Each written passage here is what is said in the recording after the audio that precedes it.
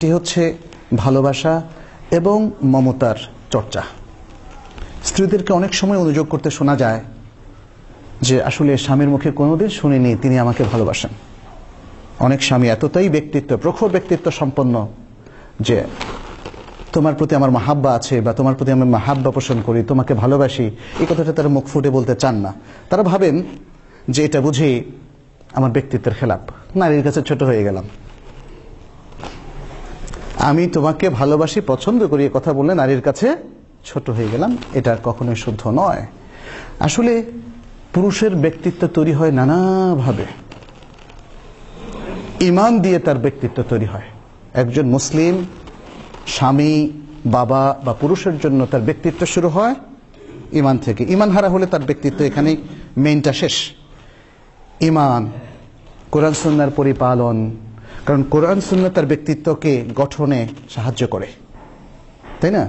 কোরআনের বিভিন্ন ইনস্ট্রাকশন, হাদিসের বিভিন্ন দিক নির্দেশনা একজন মুসলিমের ব্যক্তিত্ব গঠন করে। সুতরাং নারীকে তার প্রতি আপনার সৌহার্দ্য আছে, মমতা আছে, এটা প্রকাশের মধ্য দিয়ে কোনো মুসলিম পুরুষের আসলে ব্যক্তিত্ব কখনো ক্ষুণ্ণ হয় না। এছাড়াও আরো অনেক কারণ আছে। আমাদের অনেকেই জাগতিক কাজে এত ব্যস্ত, স্ত্রীর অধিকার তারা রক্ষা করতে অনেক সময় ব্যর্থ হন। অফিসিয়াল কাজে ব্যস্ত। আপনাকে এত ধান্দা করতে বলেছে কে? এত বহুমুখী ব্যবসায় আপনি কেন নিয়োজিত হলেন? আমরা দেখেছি আর এক বা দুই জেনারেশন আগে একটা লোক একটাই চাকরি করতে, এবং এতে তারা খুব সুন্দর সুখী জীবন তারা মেনটেন করতে পারত। কিন্তু আজকের মানুষকে কোনো কিছুই আর সুখী করতে পারছে না।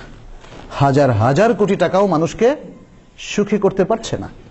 এই জন্য তারা ঋণ খেলাপি হচ্ছে, হাজার হাজার কোটি টাকা তারা ব্যাংক থেকে লোপাট করছে।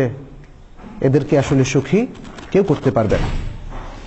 আর যাদের অল্প আছে, এই অল্পতার জন্য যথেষ্ট, সেটাও কিন্তু আমাদেরকে সুখী করতে পারছে না। আমরা শুধু ভাবছি বেশি সম্পদ আমাদেরকে সুখী করবে, কিন্তু আসলে আমরা নিজের পরিবারে অসুখী হয়ে যাচ্ছি। স্ত্রীকে সময় দেই না, সন্তানকে সময় দেই না। হ্যাঁ, হয়তো গভীর রাতে অনেকে ফেরে ঘুমিয়ে যান, দুটো কথা আমরা শেয়ার করতে পারি না।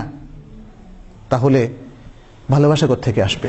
ভালোবাসা তো আচরণে প্রকাশ পায়, ভালোবাসা ভাষ্যে প্রকাশ পায়, কথায় প্রকাশ পায়, এবং ভালোবাসার জন্য সময় দেওয়া লাগে, তাই না? আপনার সাথে আমার দেখাই নাই, এই ভালোবাসাটা হচ্ছে থিওরিটিক্যাল ভালোবাসা।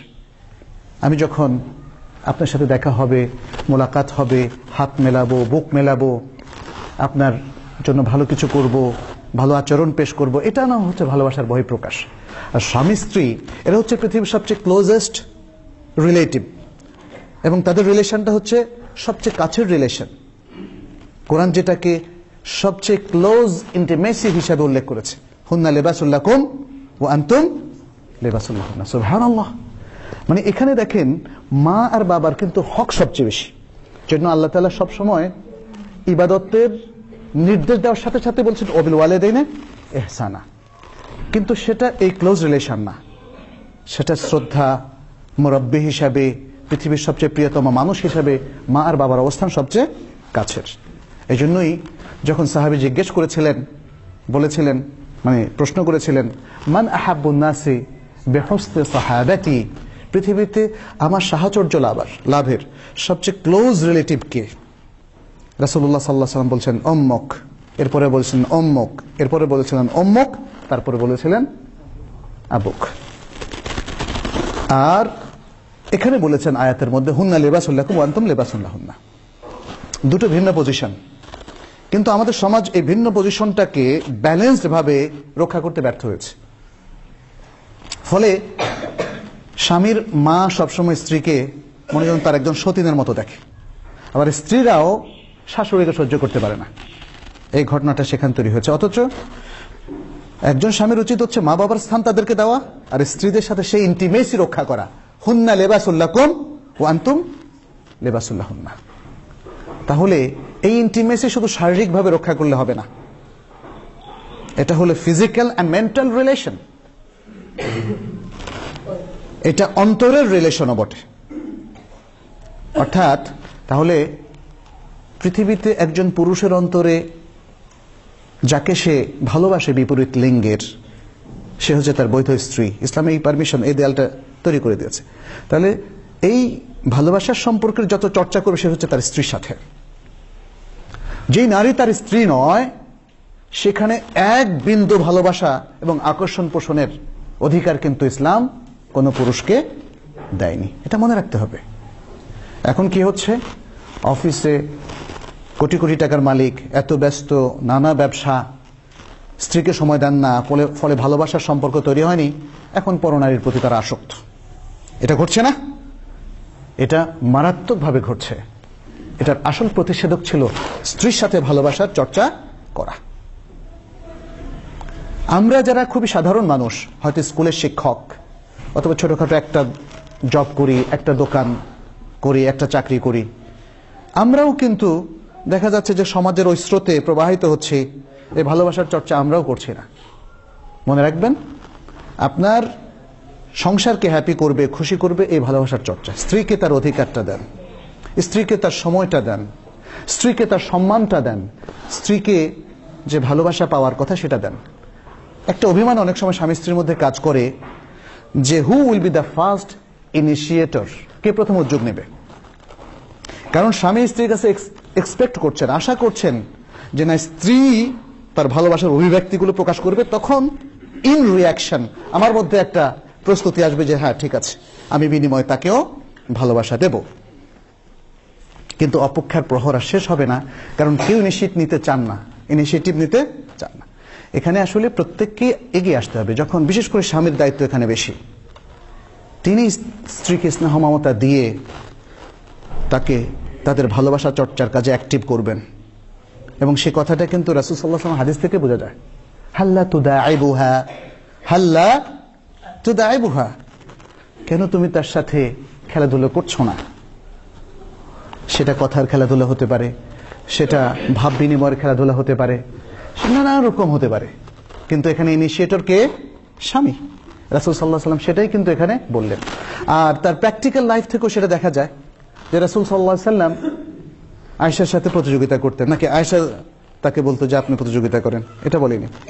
রাসূল সাল্লাল্লাহু আলাইহি ওয়াসাল্লাম নিজেই সেই ইনিশিয়েটিভ নিয়েছিলেন, স্ত্রীর সাথে প্রতিযোগিতা করেছেন। এবং এভাবে সংসার জীবনকে তারা, দেখেন, নবিয়ানা দায়িত্ব, কি কঠিন দায়িত্ব না?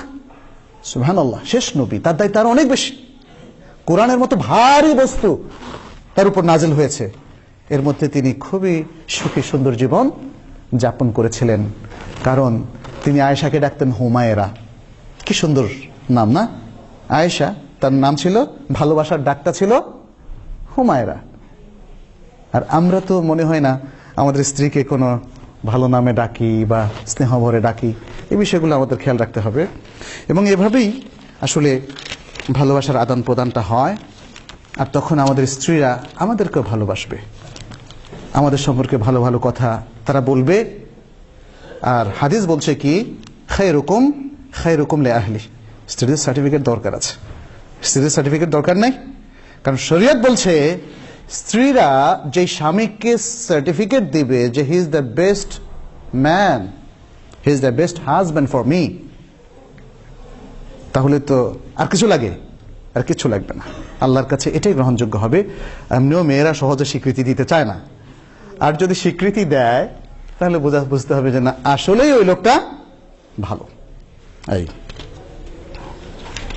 রাসূল সাল্লাল্লাহু আলাইহি ওয়াসাল্লাম পৃথিবীর সবচেয়ে ভালো স্বামী ছিলেন। তিনি খাদিজাকে উজাড় করে ভালোবাসা দিয়েছিলেন তার মৃত্যুর পরে।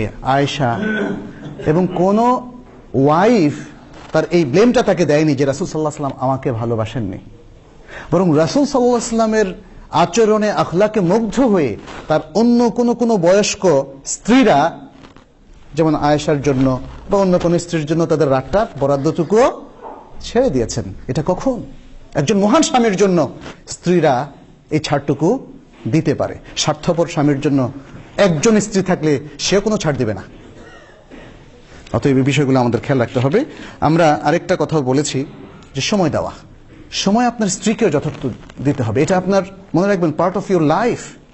আপনার পুরো লাইফকে আপনার চাকুরি এবং ব্যস্ততার জীবনে পরিণত করলে চলবে না। আপনার স্ত্রীকে সাফিসিয়েন্ট টাইম দিতে হবে। এবং রাসূল সাল্লাল্লাহু আলাইহি ওয়াসাল্লাম সে কথাটাই আব্দুল্লাহ ইবনে আমর ইবনে আস রাদিয়াল্লাহু তাআলা আনহুকে নির্দেশ দিয়েছিলেন, যখন তার স্ত্রী বলেছিলেন যে আমার স্বামী সারা রাত শুধু ইবাদত করে আর সারা দিন শুধু প্রতিদিন রোজা রাখে। এর মধ্যে ইন্ডিকেশন আছে সে আমাকে সময় দেয় না।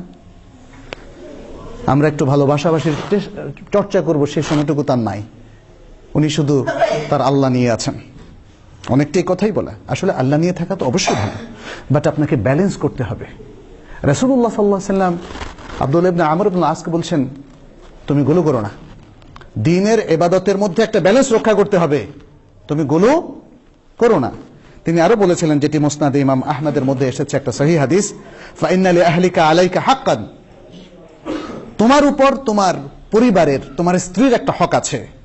ওয়া ইন্না লিদাইফিকা আলাইকা হাক্কান, তোমার মেহমানের তোমার উপর একটা হক আছে। ওয়া ইন্না লিনাফসিকা আলাইকা হাক্কান, এবং তোমার নিজের জন্য তোমার উপর একটা হক আছে, নিজেরও একটা হক আছে, তোমাকে রেস্ট নিতে হবে, ঘুমাতে হবে। একদিন রোজা ভাঙো, শরীরটা একটু রিলিফ দাও, আরেকদিন রোজা রাখো। ফাসুম ওয়া আফতার, অতএব তুমি একদিন রোজা রাখো আরেকদিন রোজা ভাঙো। ওয়া সাল্লি ওয়া নাম, তুমি রাতে সালাত পড়ো এবং রাতে ঘুমাও। এটা হচ্ছে ব্যালেন্স। সেই ব্যালেন্সটা কিন্তু আমাদের যথেষ্ট ঘাটতি আছে, সেই ব্যালেন্সটা আমাদের করতে হবে। একজন কবির সুন্দর একটা চরণ আপনাদের সামনে বলছি, লাইসাল ইয়াতীমু মান ইনতাহা আবাওয়াহু মিন হাম্মিল হায়াতি ওয়া খাল্লাফাহু দালিলান। ইয়াতীম, কবি বলছেন, ইয়াতীম সেই ব্যক্তি নয় যে যার বাবা মা দুনিয়ার এই হাম ও হুজন অর্থাৎ টেনশন থেকে শেষ হয়ে গেছেন, চলে গেছেন এবং তাকে অত্যন্ত অসহায় রূপে ছেড়ে গিয়েছেন। প্রকৃত ইয়েতিম সে না। প্রকৃত ইয়েতিম কে? ইন্নাল ইয়াতীমা হুয়াল্লাযী তালাক্কা লাহু উম্মান, হুয়াল্লাযী তুলকা লাহু উম্মান অথবা তালাক্কা লাহু উম্মান তাখাল্লাত আও আবান মাশগুলা। বরং ইয়েতিম হচ্ছে সেই ব্যক্তি যার জন্য এমন একজন মা আছেন যে তাকে আসলে একাকী ছেড়ে গিয়েছেন, একাকী, তার আর কোনো উপায় নাই। অথবা আবান মাশগুলা, বাপ খুব ব্যস্ত, বিজনেসম্যান। মাশগুল মানে হলো বিজনেসম্যান এখানে, অর্থাৎ বাপ এত ব্যস্ত যে সে কাউকে সময় দিতে পারে না। তাহলে কবির ভাষায়, এটা কোরআনের ভাষা না, হাদিসের ভাষাও না, কবির ভাষায় এই ছেলেপেলেরা এরাই হলো প্রকৃত ইয়াতীম। যে স্বামী খুব ব্যস্ত, তার স্ত্রীকে সময় দিতে পারে না এবং সন্তানদেরকে সময় দিতে পারে না, তাহলে হাউস হোল্ডের সবাইকে এই স্বামী আসলে ইয়াতীমে পরিণত করেছেন। এটাই আসলে কবির বলাটা উদ্দেশ্য। আসলে একটু খেয়াল করলে আমরা চিন্তা করব, আমাদের কোনো স্বামী কিন্তু এটা চান না, কিন্তু এটা হয়ে যায়। জীবন আমাদেরকে সেই জায়গায় এসে দাঁড় করিয়ে দিয়েছে।